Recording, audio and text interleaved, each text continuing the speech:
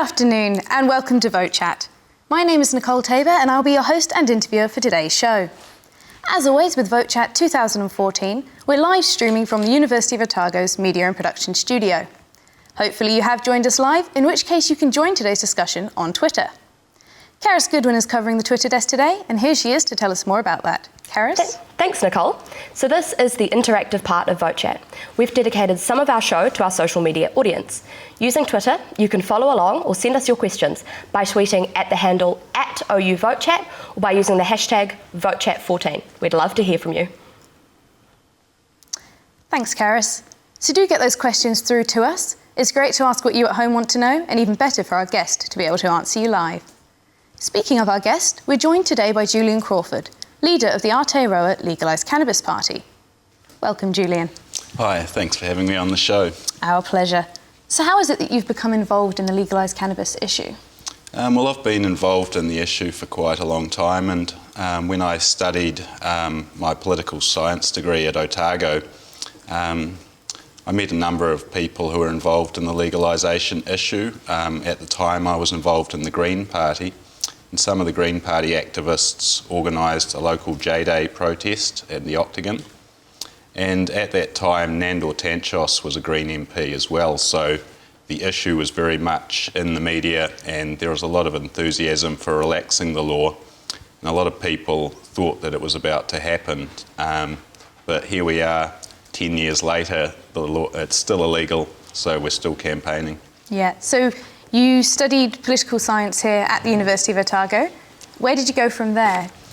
That's right, so political studies here at Otago, and I've also got a diploma in journalism from Aoraki Polytech in Dunedin, so both very helpful for understanding the political landscape. And like I said, I was originally in the Green Party since the age of 17, but I became disillusioned with them, and at that point I jumped to the Aotearoa Legalised Cannabis Party, and I've been with them since about 2004. Right, and so you mentioned the J-Day. What does that involve? So that's an annual protest which happens in the Octagon every year, where people who use cannabis basically come out in public as an act of civil disobedience, and they smoke cannabis in public. And this protest is happening all around the world in various cities. So it's basically part of a global protest against cannabis prohibition. And so you yourself participate? Yes, I use cannabis, and I'm one of 400,000 New Zealanders that use it regularly. And you know, we don't feel like we should be treated as criminals. We think it's quite unjust the way the laws are being enforced, and particularly people who get a cannabis conviction, that can set them back on their employment and travel prospects. So what age were you when you first started smoking cannabis? I was 18. I first started smoking it when I was here at Otago in my first year of university. And I found it was reasonably common for cannabis to be around, and it's, I guess for many people, it's an alternative to the binge drinking culture, the alcohol culture here. Right, and so what extent do you believe you've developed a cannabis habit? Well, originally I used cannabis just for recreational purposes, but these days I also use it for its medical benefits. It helps with aches and pains and that sort of thing. So I don't consider it an addiction. I consider it something that I want to do for its medical benefits. Right, and so if you were to enter Parliament, you would continue to use cannabis? Yeah, mainly in my own time. I think if I had a lot of responsibilities, I might smoke in the evening or in the weekends. Like a lot of people, they go to work every day, they perform their job well, and then they might want to relax with a bit of cannabis. And unfortunately, drug testing is catching these people out who are using cannabis in their own private time, and then, because it stays in their system, they go to work and they're drug tested and they can lose their jobs, but they may not be impaired at all when they're at work. Right, so in terms of using heavy machinery and high pressure jobs, you don't believe that they should be testing people for their cannabis use, or? Well, they have to test for any impairment. I mean, if someone turned up to work drunk, that would be a significant problem as well. So there has to be levels where people are tested for impairment if they're doing dangerous jobs. But cannabis isn't going to be a significant factor if they've used it a few days ago. And like with other drugs like alcohol, you don't expect people to be intoxicated on the work site. Right, so you wouldn't expect that if a politician was to use cannabis on the weekend, it would affect their cognitive processes at work in the week running the country? Oh, it's unlikely to. I think that it's more likely that it would help them relax and unwind from the pressures of the job. And, we believe in the cause, and I think if we got into Parliament, we would, continue to advocate for people to have freedom of choice whether they want to use it. Right. Okay, so you're currently in the Aotearoa Legalised Cannabis Party. Prior to that, you had involvement with the Normal Group. I believe you were president. Can you tell us a little bit about your affiliation with them? Yeah, well, that's another thing that I got involved with here at Otago University. The 420 protest group on campus here is run by Otago Normal, and so I've been involved in Normal locally. And then in 2012, I was elected as the president of Normal New Zealand. So for about a year, I was running the national body of Normal. Spent some time up in Auckland at that stage, and then since then I've moved on to running the Aotearoa Legalised Cannabis Party, so taking over the leadership last year. Yeah. So at the time when you were president of Normal, was that when the headquarters were based in the Dactory Club? Is that right? And I believe that there was a bit of a sting there regarding the vending of cannabis. Looking back on that now, how do you reflect on that incident?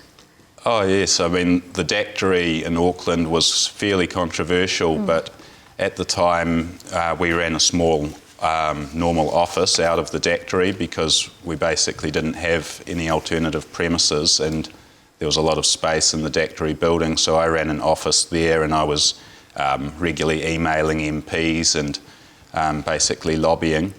But at the same time, the Dactory was running a fairly significant civil disobedience campaign.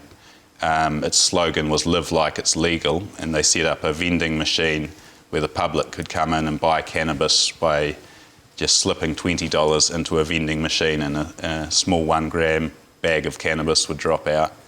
And yeah, the vending machine was incredibly popular, but inevitably the police came and took it away. Did you support that form of distribution? I'm personally fairly supportive of civil disobedience as an act of protest, but I think there has to be that protest element. There has to be, the reasons why you're doing it have to be right. You have to be saying this law is absurd, we want to highlight the absurdity of it. I wouldn't support it simply for making profit. I think just highlighting the fact that people don't want prohibition, that there's hundreds of people who want to come to a place like the Dactory and buy cannabis because they found it a safer alternative to going to tinny houses. And so during that sting, somebody was arrested. Have you yourself ever been caught for marijuana possession or supply? Yes, I've been arrested myself a few times, and I was actually arrested in the Dactory raids as well, but luckily just had to pay a small fine for possession of cannabis, so not a serious charge, but I've still had that experience of going through court, and particularly your first criminal conviction is very hard to deal with because it can set you back in terms of your career. Right. And so I'd like to turn now then to what we're discussing here, which is perhaps the most controversial use of marijuana, and that's in its drug form. So why as a party do you feel that legislation for this form of use, drug use, should occur? So cannabis is the most widely used illicit drug in New Zealand. I think compared with other illegal drugs, there's far more people using cannabis. There's some 400,000 regular users. And the trouble with prohibition is you put this market into the hands of gangs and other criminals. You create the black market, and when you've got a huge amount of demand for a product that is on the black market, that results in a lot of revenue coming into gangs basically and to other organised criminal elements. So we think that we have to not only legalise cannabis but regulate and tax the market. So by doing that, people could go to a legitimate outlet. There'd be rules like R18 age limit. There'd be a limit on how much you could buy, but you could buy it legally, and that would mean that not only you weren't going to a tinny house, but also the tax revenue could actually benefit the government. I mean, what about the concerns, though, that widespread legalisation would lead then to widespread use? Do you think we would see an increase in users? No, I don't think we would, actually. We've actually got a very high use rate of cannabis already, despite it being illegal. And over in Holland, where they've legalised cannabis for a number of years, they actually have a lower teen use rate. So it's a bit counterintuitive, but under prohibition, you're actually seeing higher use by teenagers especially. So there's that rebellious aspect to using it at the moment. There may actually be less people using it if it was readily available legally. Is that true, though? Because we can look at the example of alcohol prohibition and alcohol use.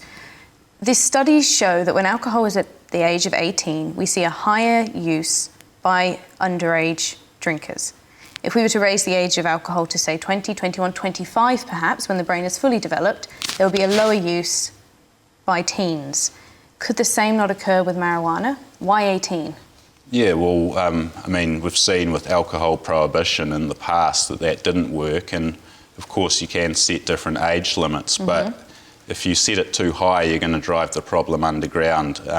There may be a number of youth that would drink alcohol behind the pub or behind the back shed instead of like doing it where it can be monitored. And by setting regulations, you actually want people to come and buy cannabis somewhere where the environment can be safe and where the use can be monitored, rather than preventing adults from being able to access it. But surely we don't want to monitor the use of cannabis by our young people. We don't want to monitor 18-year-olds using cannabis because their brain is not fully developed. And the science does show that until the age of between 20 and 25, when your brain is fully developed, using marijuana at the age of 18 is, when you started, it does have a cognitive effect that is damaging into their later life. Surely we should set the limit higher. Well, what I'm saying is that anyone under 18, we want to make it harder for them to get cannabis. But if someone's 18 or over, we think that they're old enough to make their own choice. So, yeah, our policy is based on harm reduction. It's about reducing access for those younger teenagers, and then for anyone 18 and over, we think it's about promoting responsible use and freedom of choice. Right, so you would promote that? We would see an education campaign? Yeah, definitely. We want to see good drug educations in schools that's not just based on this abstinence model or telling kids never to use them, but saying there's a chance that many of you will use drugs, and here is the safest way to do it, how to reduce the harm the most. Right, so you wouldn't promote abstinence through schools, you would promote you're likely to use it, this is how you should. Yeah, I mean, we're not promoting drug use for anyone, but we think that if people are going to make that choice, they need to be educated how to reduce the harm of those drugs. There's a number of devices that people use to reduce the harm when they're using cannabis, filtering the smoke or vaporising instead of smoking and so on. And yeah, there's plenty of education that could go on. And like I said, in Holland, there's very good education which actually turns young people away from cannabis and de-glamorises it. On your website you speak of a de-glamorisation campaign. Would that be similar to the Don't Drink and Drive campaign that we've seen used successfully here? Yeah, I think that with drink driving is a good example of public education where instead of banning something, you really try and educate people about why it's not a good idea to drink to excess. And similar with cannabis, we could have television advertising saying that, look, this is best for adults and here are the risks, But having said that, I think the risks around cannabis have been overstated for a long time, that, other drugs have far greater risks than cannabis. Right, and it's interesting we talk here about that idea of drink driving, because last year on a Facebook poll you asserted that you do not believe it's dangerous to smoke marijuana and drive. Is this a statement that you stand behind? It depends on the person. No one should drive if they feel uncomfortable driving. Right. But a number of people use cannabis and they do drive because they're used to doing so. Right. And a number of studies have been done into cannabis and driving, and most of them have found very little effect from the cannabis in terms of impairment. But there can be people who aren't used to cannabis, so if they're novice users or if they have a really large dose, then it's important that they recognise their limits. I don't think anyone would jump in the car if they didn't feel comfortable driving. Do you smoke and drive? I don't actually have a car at the moment, Right. but in the past I have, and I haven't felt that it was unsafe. Okay, so how would you respond to the British Medical Journal study which suggests that users on cannabis are twice as likely to crash as those driving sober? No, I don't agree with that. I think that a lot of the statistics are picking up cannabis that it may have been in someone's system for a month or more. We need to be able to attest for impairment rather than someone who's just used cannabis in the past few weeks. Right. Okay, so we've determined you would smoke and drive and you wouldn't have a problem seeing that on our roads. You wouldn't encourage police breath testing should it become legal? Well, actually what we're seeing in Colorado where it's legal is they are establishing a limit, so it's very much the same as alcohol. There could be a limit established for cannabis, so if people smoked a little bit of cannabis they would be okay to drive, but if they have a heavy dose then they would be expected to call a taxi, and I think it's fair enough that there is some sort of limit on what can be consumed before people drive. Brilliant. Now we've talked about regulation. Obviously it would be taxed. Would you expect it to be taxed as highly as tobacco? It's quite possible that cannabis could have an excise tax as well as GST. I'm not 100% certain what tax is on tobacco at the moment. I know it's a lot. But in Colorado, there's about a 30% tax, so that's 15% GST, 15% excise tax. And if we did something like that here, that could be generating $250 million just off the recreational market in government revenue. And when you combine medical marijuana, industrial hemp, plus the savings of what it's being spent on prohibition at the moment, we believe our policy could add $1 billion to the New Zealand public purse each year. Great. So then looking at that, you intend to distribute some of that, I believe, to people who have cannabis convictions? Tell us about that policy. That's right. Yeah, so we have a policy. Not only would we like to see historical cannabis convictions quashed, we'd also like to see compensation issued to some of those people with cannabis convictions. So we'd like to see a panel set up of judges where they assess on a case-by-case basis whether someone's travel or employment career prospects have been affected by a cannabis conviction. And we're proposing that between $5,000 and $100,000 compensation would be available for each of these people. Right, and how much do you estimate then ultimately of taxpayer money is going to be distributed to these people with cannabis convictions?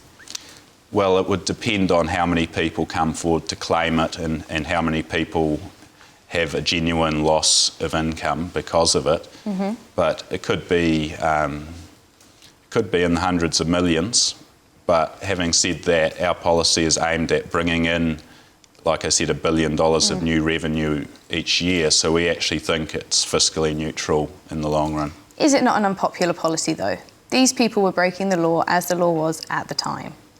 Yes, but it might not be unpopular for people with cannabis convictions who have had their career affected, and that's what we're saying. We don't actually believe there's justification for this prohibition, so even though it's illegal, we still see it as an unjust law, in that for many of these people, they may be growing cannabis for medical reasons or for other reasons, or they may, have unfairly lost their job because of a drug test when they weren't actually performing badly. Right. And people that go to prison, of course, they suffer even more setbacks, But do we not need law obedience to live in a safe society? Oh, I believe in the rule of law, that's for sure, but we're seeing cannabis prohibition coming from the United Nations conventions, and that's what's really unfair, is that New Zealand is not being allowed to set its own sovereign policy on the cannabis law. It's being dictated from global policy that we should have these laws, and the Law Commission has basically said these are the parameters we must work within. But if it wasn't for this overseas pressure, I believe cannabis would already be legal in New Zealand. Right. Are there other laws in New Zealand that you believe we need to look at that need reform? Oh, of course, there's many laws that overstep the mark that we think are quite, on the draconian side, such as search and surveillance laws. There's the asset forfeiture laws. There's the GCSB laws now able to spy on New Zealand citizens. So there's a number of areas where we might have similar concerns, and although we're primarily focused on the cannabis issue, we've developed a number of principles which we can use to assess other policies as to whether or not we support them. Right. I mean, we're 2 months out from the election now. Can we expect to see any of these policies on other law reforms coming forward? So we're going to announce what our principles are shortly. And it's not so much us saying we support these policies. We're saying if other parties put these policies forwards, we'll say whether or not we support them. Say if we got into Parliament, we would be lobbying to change the cannabis laws. But of course, we're going to have to vote on various other issues. So we're prepared to say which side we would take. Brilliant. So this has been an interesting discussion. I'm wondering, Karis, is there anything over there on Twitter? Yes, we have a great question from Peter Grace. What's your definition of moderate cannabis smoking? 1 smoke a day, 3 a day?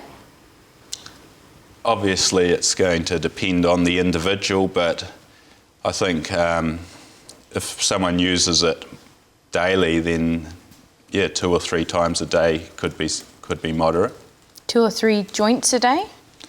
Yeah, I mean, it wears off after an hour or 2, so... Right. And you don't believe there are any long-term cognitive issues with using it 2 to 3 times a day, every day? It's personal choice whether they want to. I mean, I don't see it as a negative thing. Right. But yeah, I mean, obviously people are going to debate that, but we're not trying to promote cannabis use. We're just saying those people who want to use it, they should be allowed to. I mean, heading into Parliament, though, you would be a role model. Have you used it today? Yes, I had some this morning, and a number of MPs have used cannabis. Of course, Nandor Tanchos started using when he was a teenager, and it hasn't actually had a detrimental effect on all of these people. I mean, the stereotypes that are out there aren't necessarily accurate. There's a number of successful people that are regular cannabis users. Do you feel you need it? I personally like to have it because I have a sore back. I like it for the aches and pain. It takes away some of that pain. So I don't feel like I actually need it. I can easily go without it if I want. I don't feel like I'm addicted. Yeah. Okay, so let's move then to the medical benefits of marijuana. What benefits do you think there can be to society to legalising it for medicinal purposes?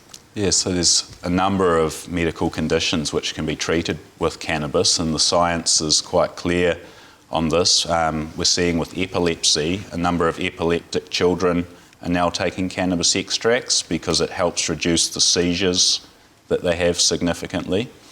And we saw just the other day a study came out in terms of cancer, suggesting that cannabis could play a role in reducing tumours and potentially having an anti-cancerous effect. And really a lot more research needs to be done to determine these effects, but it's very difficult to do that research when it's illegal. So we would like to see scientists here at the University of Otago being able to research the medical effects. And like I said, it's got pain relief and a number of other effects, such as antibacterial effects and so on. So for you, is the medicinal benefits, are they more important for you than people using it for recreational use? I think so. I think that people who are in serious pain or, say, in palliative care, that they should be offered it for compassionate use. These people actually are the ones who need it the most, because there's a number of people out there that could be getting relief from their condition and they may not even know about it.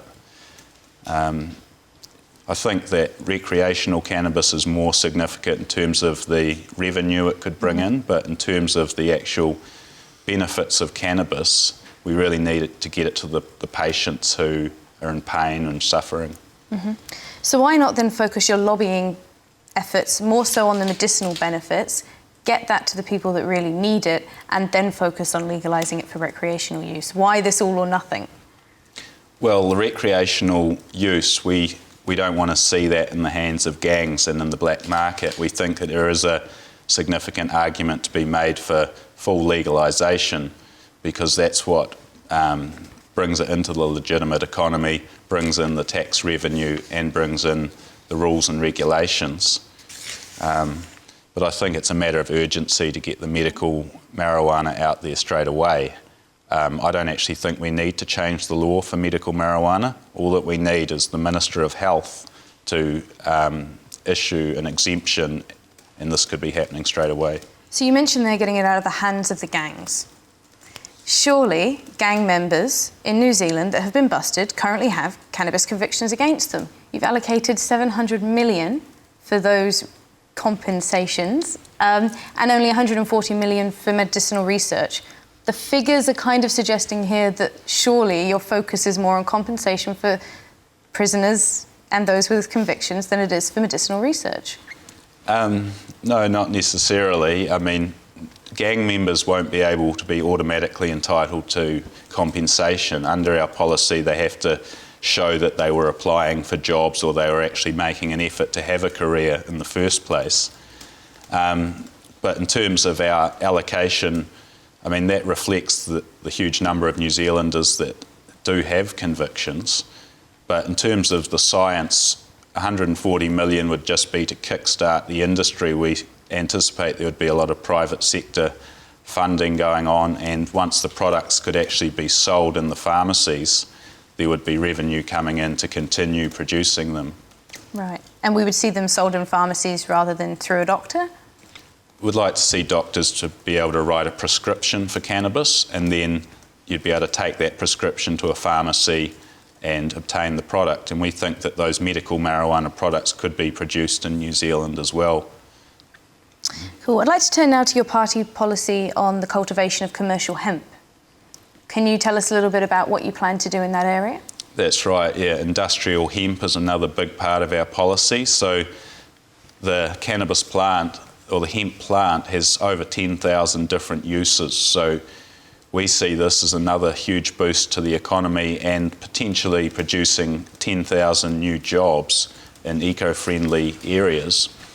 Now, hemp is used as a food product.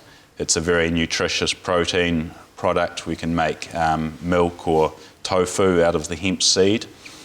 And we're currently hoping that the Australia and New Zealand food standards agencies are going to approve this for human consumption, because currently hemp seed food is banned, but there's a good chance that that's going to be relaxed soon. So New Zealand's farmers have an opportunity here to be turning to hemp cultivation as a food crop, but also it's a fibre crop. It's used in clothing and textiles, and it's also used to make biofuel. So we could actually be making a lot of biofuel from the hemp crop, and it also makes construction materials like hempcrete and hemp fibre boards. So there's a huge range of products that can be made from industrial hemp. So for people watching, can you just clarify, what is the difference between industrial hemp and marijuana?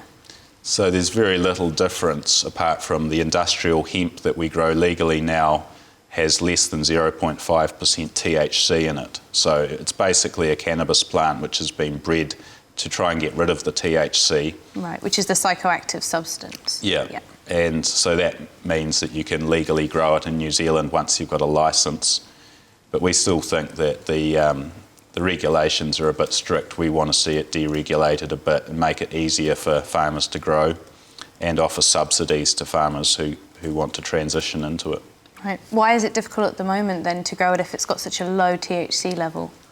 Well, there's a $500 fee to get the licence, then there's $750 fee for testing to check the THC levels, and then you have to own property which is more than 5 kilometres away from a residential zone. So the government wants the hemp to be quite isolated from the public view. So there's just quite a few hurdles to go through still, even though it's legal. Do you think maybe as a party you could work a little harder to make that differentiation for people, that industrial hemp, is not a psychoactive substance?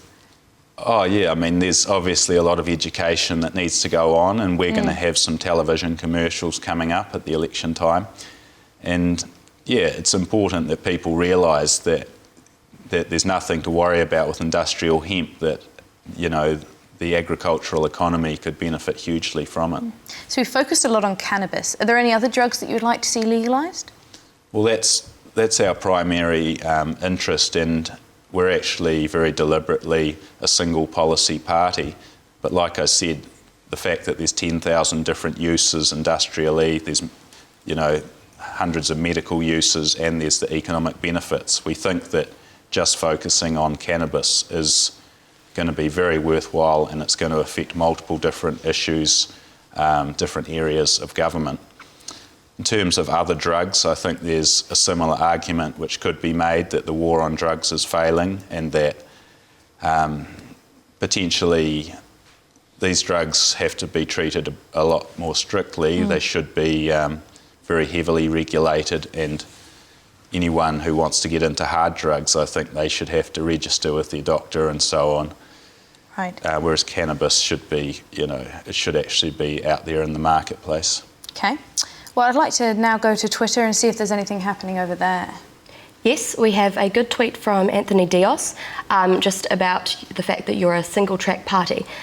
He does say, clearly this is a main issue for Julian and party, but as an MP there are other issues. Do you have any other party ideas for New Zealand?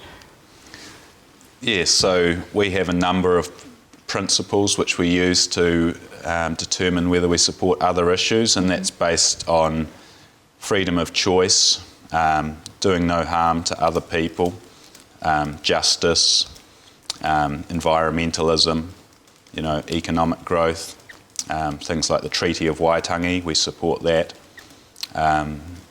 but very much along personal responsibility and freedom of choice is what our principles are based on. And we think that we would actually be quite a good party in Parliament to form a coalition or a supply agreement with the government, because having only one bottom line, it actually allows the government to get on with its business while we can actually focus on changing this one issue. Your principles, though, they're very similar to libertarians. Have you considered a coalition with them? Not really seriously. The libertarians have disbanded. We don't go to the extreme that they do. We think there has to be a balance between personal liberty and the power of the state. So we're more about finding that balance. We think there has to be government regulations.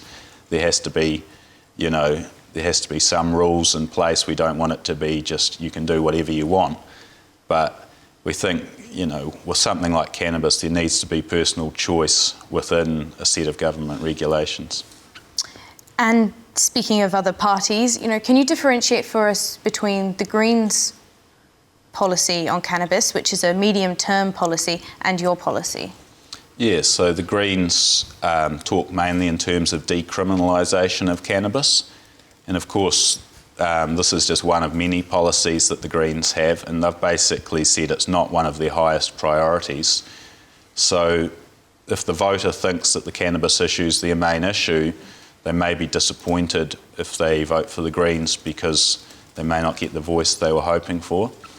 A number of other political parties have also mentioned decriminalisation. Laila Hare, we've heard. Yes, such as the Internet Mana Party. Yeah. And even the Labour Party has come around to endorsing the Law Commission review of cannabis, and I think this reflects the changing times that the public has changed its attitude towards cannabis. We've seen legalisation happening overseas, and I think that, it's quite good that other political parties are moving towards supporting it, but we don't think decriminalisation goes far enough. The Aotearoa Legalised Cannabis Party is the only party presenting the voters with the option of full legalisation, because otherwise with decriminalisation you still have a chance of getting instant fines. You're still treated essentially as if you're doing something illegal, and it's not going to undermine the black market, it's not going to bring this tax revenue in, so there's still going to be this sort of grey area in the law if you have decriminalisation. Right. And you did approach Internet Mana, is that correct? There were negotiations going on there. What happened to that? Yeah, we were in talks with the Internet Party earlier on in the year because they were sort of discussing forming an alliance. And yeah, we were open to the idea, and I think the Internet Party is quite supportive of the cannabis policy, but one of the stumbling blocks was Hone Harawira. He's not very supportive of the cannabis issue, unfortunately, and he didn't want to be involved in anything involving the Cannabis Party. Right. What were his reasonings behind not getting involved? He personally doesn't want to see cannabis legalised, and he was very sort of, I think he was just very uncomfortable with his party being connected to legalisation. Okay. So Julian, the question has to be asked of a single policy party. Are you really hoping to make it into Parliament, or are you happy just to get the exposure and almost be a protest party? Well, a bit of both. We are a serious party, and we really do want to get into Parliament to try and change the law, because otherwise this law's not going to change. But we're also realistic about, where the polls are at the moment. We think we're on the way up, but getting the 5% threshold is going to be incredibly difficult. So if we can educate the public using our television campaign, that's going to be, a good measure of success for us as well. I mean, why is it that with a great number of New Zealanders having used the drug, you failed to support, a strong voter base? Well, I've only been running the party since last year, so we're trying to improve the professionalism and the amount of work that's going into our campaigning.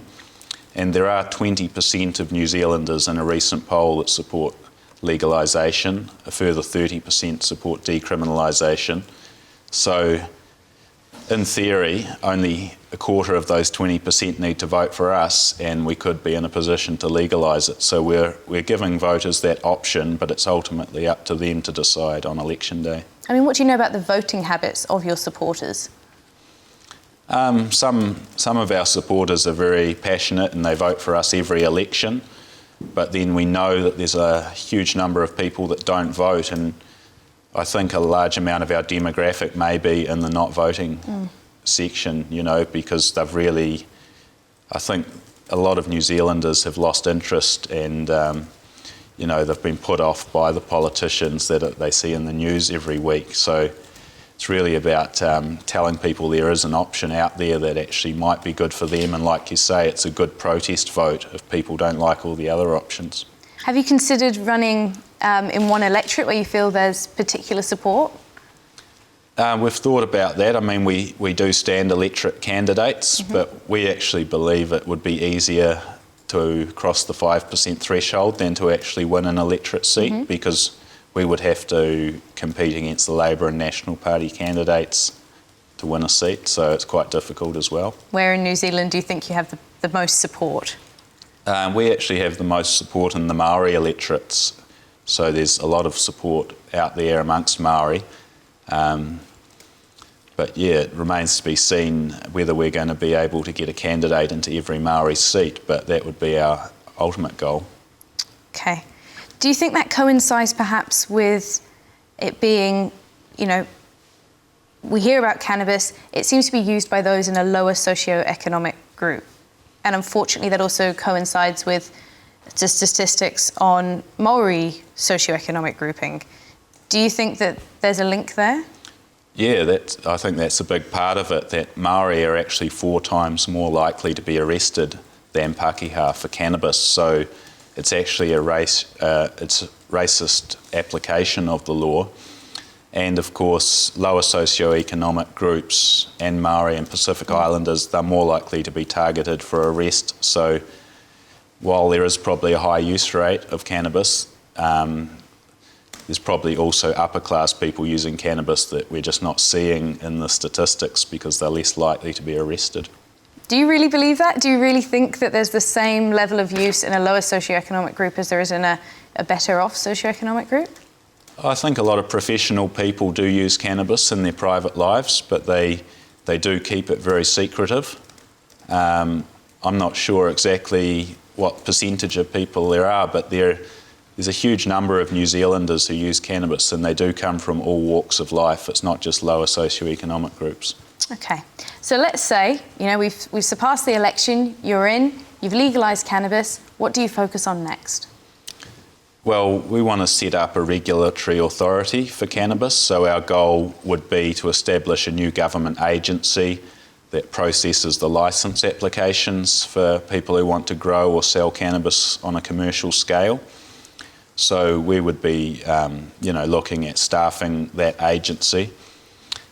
But if we ultimately achieved all our goals, then, the reason for the party to continue would cease. We would actually be more interested in working in the private sector, setting up companies to develop some of these ideas in the cannabis industry.